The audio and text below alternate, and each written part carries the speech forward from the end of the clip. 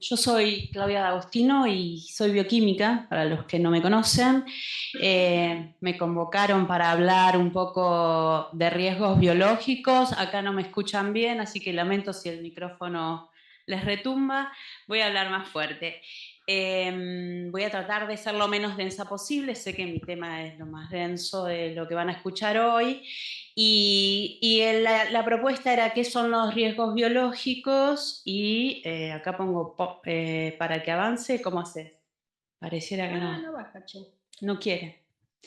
La idea es algo de lo que dijo Lili, de esto de la invisibilidad de los riesgos biológicos, es poder tener una mirada, yo les había dibujado ahí una mirada más microscópica para poder olfatear un poco más estos riesgos y para poder participar más en la detección y en avisorar los peligros, ¿no? ¿Por qué no va? A ver, ahí va. El tema es dónde y cómo los encuentro, ayudarlos para el ejercicio que vamos a hacer ahora en la próxima, que vamos a tratar de trabajar trasladando esto a nuestros lugares de trabajo y cómo ayudar a los compañeros, dónde y cómo los encuentro, y esto de tener una mirada más microscópica, que sí la tenemos los que trabajamos con microorganismos. Hoy es el día del microbiólogo. Sí, no, yo no hago microbiología, pero sí tengo compañeras en el hospital, trabajo en un hospital desde hace muchos años. Evaluar quiénes, dónde, cuándo y con qué se van a poder accidentar. Y eso es lo que tenemos que tener atentos. La recomendación 209 de este peligro, de los peligros biológicos, a partir de la pandemia del 2020, 2022 ya empezaron a pedir la OIT, a investigar y a pedir informes sobre, no voy a llegar a esa filmina, se las comento, en este informe preliminar que pide OIT, le pide durante el 2021 a distintos estados participantes que registren muertes de trabajadores por riesgos biológicos y encuentran 550.000, sabiendo, como venimos hablando desde cuando habló Beto, del subregistro que hay. Se encuentran detectaron 550.000 y hay un cuadro disgregado por patologías infecciosas, ¿no? La recomendación que viene luego del convenio habla de protozoos, bacterias, hongos, omicetos y algas. Los omicetos son esos mal llamados hongos que son los que hacen el moho de la papa en los cultivos. Los protozoos son esos parásitos que vamos a ver más adelante, y la idea es que tengamos en cuenta que en nuestro cuerpo conviven con nosotros bacterias y microorganismos y parásitos que son buenos, que, por ejemplo, ustedes escuchan hablar todo el tiempo de la Escherichia coli, que es la que hay una cepa enteropatógena que produce toxinas y que se mueren bebés o niños por el SU. ¿No escuchan? Urémico hemolítico. Por el síndrome urémico hemolítico. Y luego tenemos de esa misma bacteria la K12, que es una cepa que usan en las universidades para que los chicos practiquen.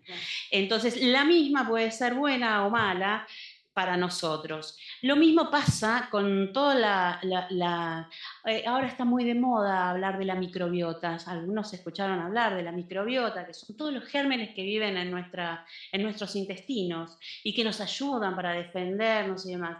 Bueno, hay algunos que son buenos, hay algunos que son malos y hay otros que son saprófitos, que según las condiciones del hospedador pueden pasar a ser patógenos.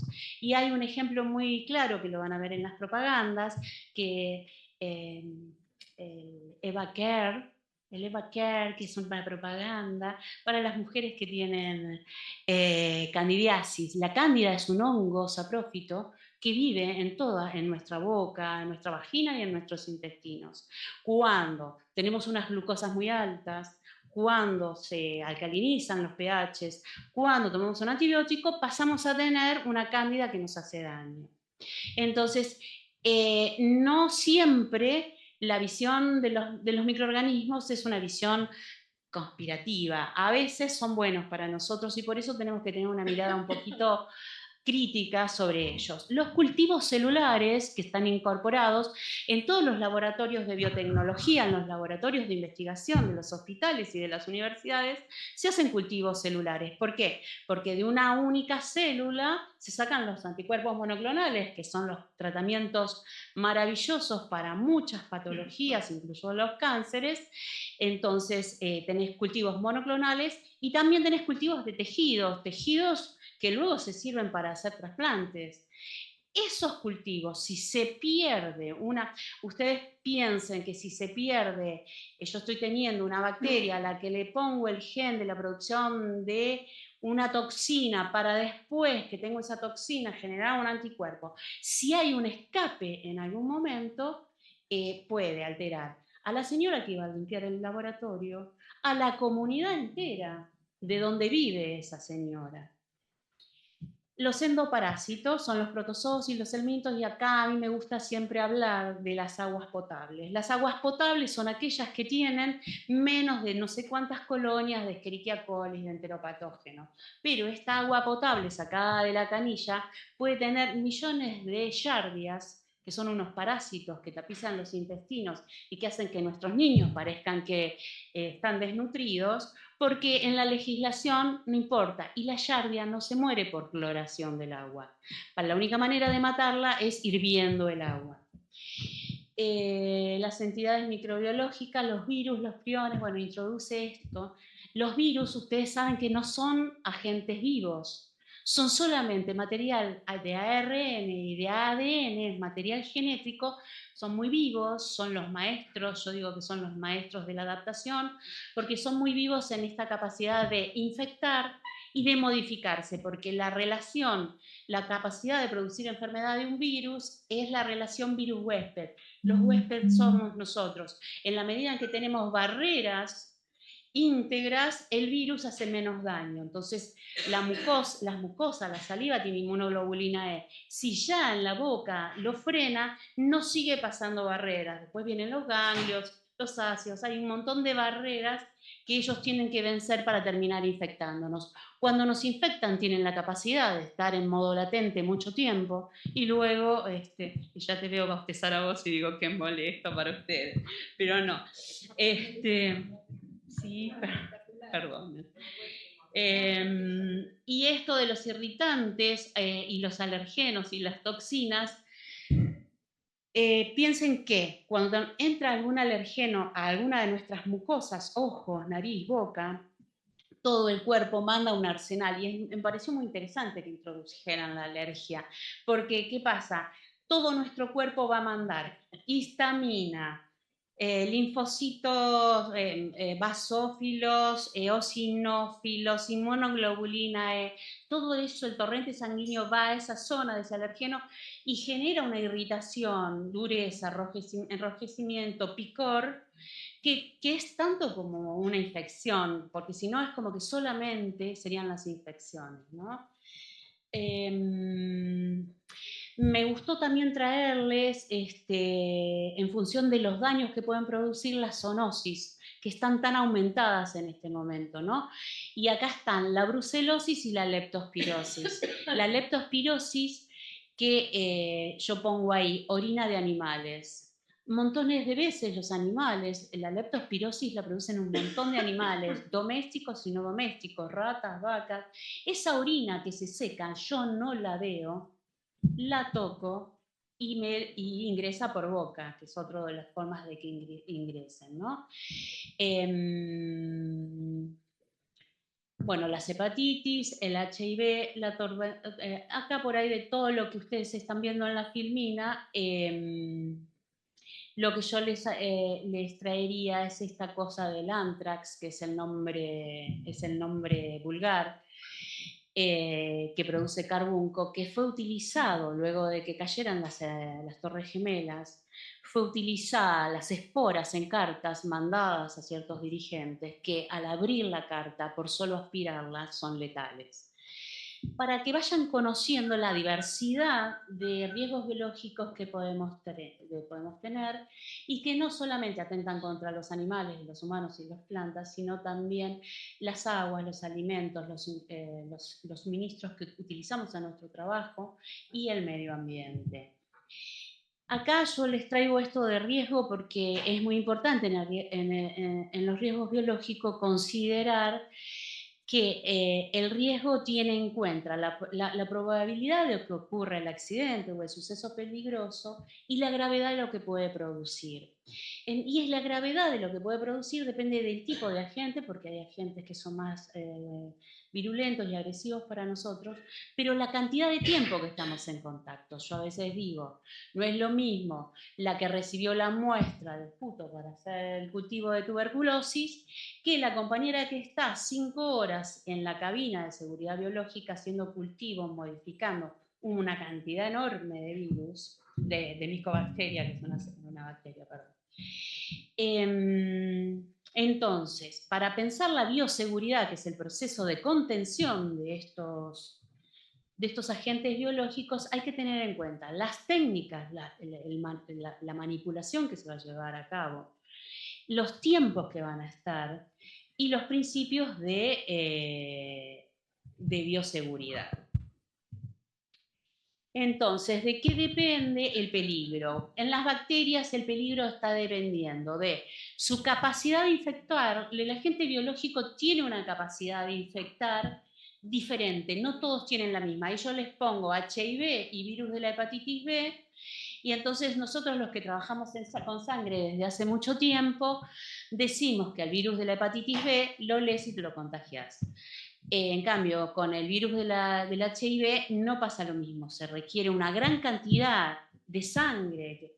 A veces uno de los accidentes más comunes es desenvainar la aguja y, bueno, cada aguja tiene una cantidad de volumen muerto adentro de sangre que queda, depende de la carga viral que tenía la persona a la que se le sacó sangre, pero se requiere mucho más que un pinchazo. Por eso yo soy la jefa de inmunoanálisis del hospital y tengo 3 sectores: autoinmunidad, endocrino y serología. O sea que todos los accidentes laborales llegan ahí y a veces le preguntamos cómo te pinchaste, tenía guantes, el volumen muerto, qué aguja fue.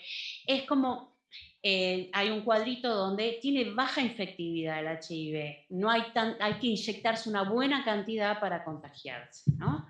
En cambio, el virus de la hepatitis B es muy infectivo. ¿Pero qué tenemos? El virus de la hepatitis B tiene vacuna. Entonces, todos los agentes que trabajamos con estas cosas, de hecho, los niños, mi hijo cuando nació, salió de la terapia neonatal, ya vacunado contra la hepatitis B. Entonces, el grado de peligrosidad depende de esto, depende de la enfermedad que provoca. Una hepatitis B es algo que nos va a durar 45 días, 2 meses, y después el compañero vuelve a laburar, pero un HIV es para toda la vida. Por más que tengas un cóctel, por más que lleves la carga viral a 0, es de por vida, ¿no? Las vías de transmisión son importantes porque no es lo mismo andar caminando y que un aerosol te lo contagie sin haber tocado absolutamente nada, que algo que tuvo que entrar porque tenés una lesión o un corte o por sangre, ¿no? Esto no va, y a mí me gusta traer este caso que es la Coxiella burnetii, que es la que produce la fiebre Q, que, porque una de las cosas que dice es la estabilidad en el ambiente del riesgo biológico, del agente biológico. Hay agentes biológicos que uno escupió y a los 2 segundos, con la sequedad, sin temperatura y con el frío del piso, se murió. Y hay otros que sobreviven días. Entonces, esta Coxiella burnetii sobrevive en el polvo. Está en los animales, en las ovejas, las cabras, las vacas, en las leches y en las heces de estos animales, pero en el camión que transportó queda por muchos días. ¿Qué más les puedo decir? No sé cómo estamos. 5 minutos más. A mí me interesa pensar en la historia, porque la historia me permite pensar los cambios que trajimos, ¿no? Hablaban de Muñiz, yo antes de recibirme trabajé en el Muñiz, trabajé a los finales de los 80 y principios de los 90, donde se sufrió mucho con el SIDA. Y el SIDA lo que nos trajo es pasar de agujas que se limaban y se reesterilizaban en tubos a agujas descartables. Yo soy de esa época, como verán, de la época en que se pipeteaba con la boca, hasta la sangre se pipeteaba con la boca y pasar a micropipetas. Todo el cambio que trajo una epidemia como el SIDA, ¿no? Y trasladarlo a estas últimas, las de COVID, y yo pienso, y para mí la enseñanza es, lo primero que se siente es ese cuerpo de esa persona enferma es como mi enemigo, porque lo que está trayendo es algo que me puede matar a mí. Y poder sortear y saltear esa situación y poder pensarnos cómo prevenimos, cómo modificamos nuestras prácticas para que no se siga propagando, ¿no? Bueno, después estuvo la epidemia de cólera, de la gripe del 2009.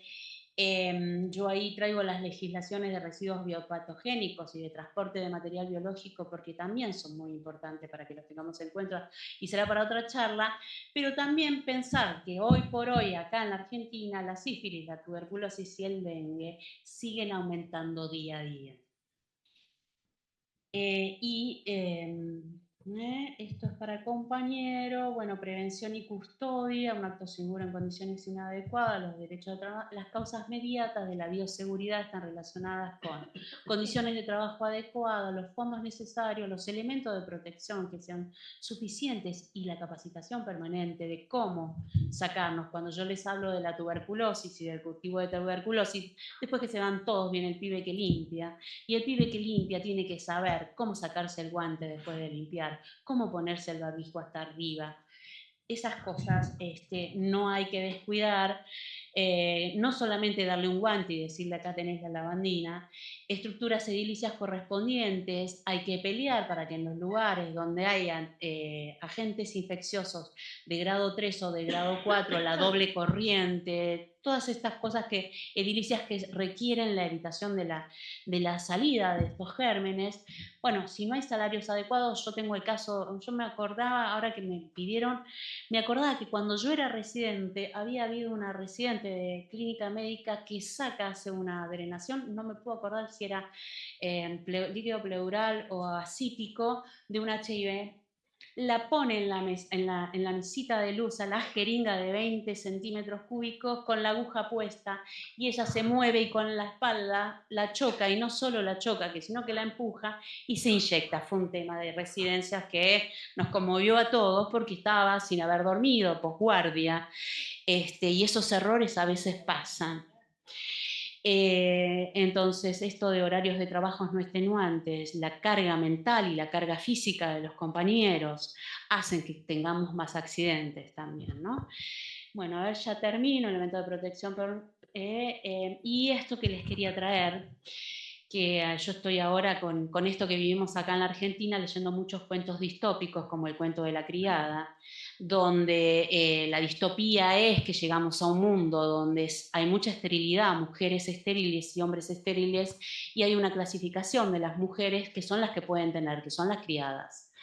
Defred, que yo ahí pongo, es una de las protagonistas que escribe esto que en realidad tiene que ver con la rana que se va calentando lentamente, ¿no? Entonces, cuando ella se encuentra con este estado de Gilead, donde a las mujeres se las somete a esta cuestión para quedar embarazada, ella recuerda el pasado diciendo, vivíamos como era normal, haciendo caso omiso de todo. Hacer caso omiso no es lo mismo que ignorar. Hay que trabajar para ello. Entonces yo digo, cuando conocemos y cuando sabemos y hacemos de cuenta que no está, estamos gastando un montón de energía. Es mejor gastarla en pensar en que sí está y qué hago con ello, ¿no? Y acá esto les queda para las propuestas de trabajo en comisiones. Terminé. Bien.